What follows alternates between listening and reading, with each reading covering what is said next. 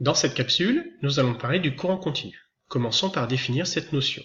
Le courant électrique continu, c'est-à-dire qui est constant dans le temps, est défini par le mouvement d'ensemble des porteurs de charge. Il en existe deux types, les électrons libres dans les métaux et les ions dans les liquides. Sur ce schéma fonctionnel de la pile Daniel, on voit que les porteurs de charge négatives, à savoir les électrons pour la partie métallique et les anions, c'est-à-dire les ions sulfates pour la partie liquide, se déplacent dans le sens horaire, alors que les porteurs de charge positives, les cations, Zn2+, et Cu2+, se déplacent dans le sens anti-horaire. À l'échelle macroscopique, le courant électrique se déplace par convention de la borne positive vers la borne négative à l'extérieur du générateur.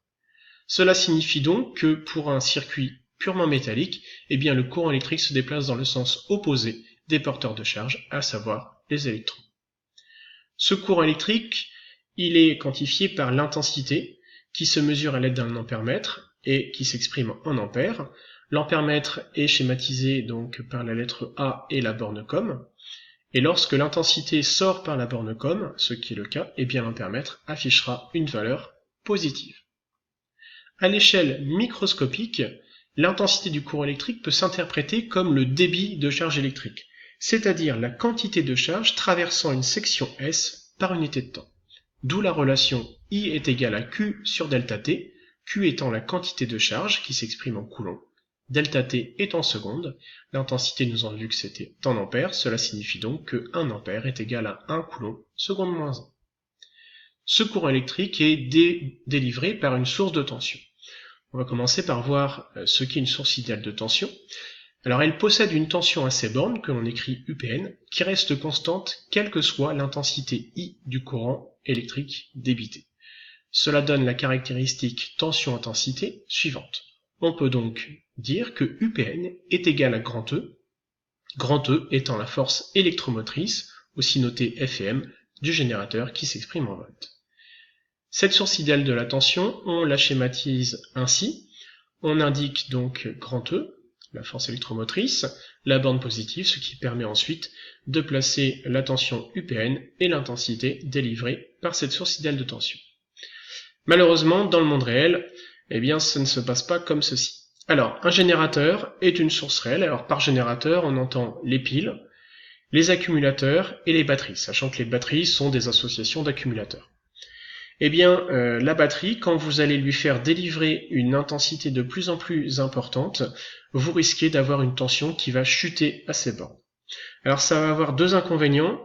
C'est le cas pour une batterie de voiture. Vous mesurez sa tension, vous avez 12 volts, vous essayez de démarrer la voiture, et là il ne se passe rien, puisque vous demandez une intensité très importante et la tension se met à chuter. La caractéristique donc s'écrit UPN est égal à E moins RI. Cela signifie que on a une résistance interne, petit r, à l'intérieur du générateur. Et vous avez vu qu'une résistance transforme l'énergie électrique en chaleur. Donc ça veut dire aussi que vous avez un risque d'échauffement de votre générateur. Alors UPN, c'est donc la tension aux bornes du générateur qui s'exprime en volts. E, c'est la force électromotrice du générateur. R, la résistance interne qui s'exprime en ohms. Et I, l'intensité qui s'exprime en ampères. Un générateur, ou une source réelle de tension, se schématise ainsi. On voit donc apparaître la force électromotrice et la résistance interne. On indique donc la borne plus qui est la grande barre, je vous le rappelle. On peut ensuite placer donc la tension UPN et l'intensité I délivrée par le générateur.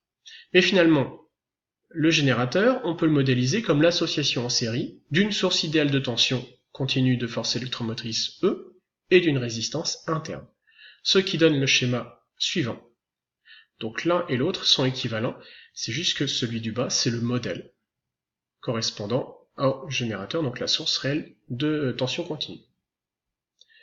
Dans cette capsule, ce que vous devez retenir, c'est évidemment savoir citer les porteurs de charge électrique, savoir relier l'intensité d'un courant électrique et le débit de charge, connaître le modèle d'une source réelle de tension continue, et puis expliquer quelques conséquences pratiques de la présence d'une résistance dans le modèle d'une source réelle de tension continue. Voilà, j'espère que vous avez tout compris, je vous dis à bientôt pour une prochaine capsule.